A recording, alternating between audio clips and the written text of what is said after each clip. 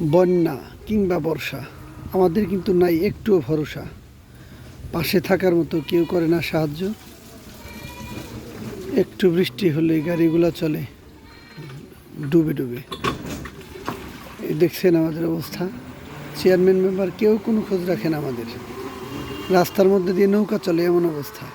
একটু বৃষ্টি হলেই এই রাস্তা দিয়ে আর চলার কোনো গতি থাকে না। দেখাচ্ছি একটা গাড়ির কি অবস্থা। এই যে সিএনজিটা যাচ্ছে না, প্রায় আধা তলানো অবস্থা। দেখছেন সাইলেন্সার ডুবে যায়। সাইকেলওয়ালার কি অবস্থা।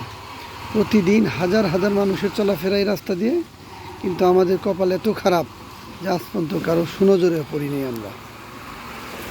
হায় রে বাংলাদেশ, এই রাস্তাটা সারার মতো লোক আজ পর্যন্ত আমাদের ভাগ্যে জুটল না। জানি না কবে এই কপালপুর অবস্থা থেকে আমাদের এই পশ্চিম ঘিওরের মানুষজন মুক্তি পাবে। সবার কাছে ভালো কিছু আশা করছি। ধন্যবাদ।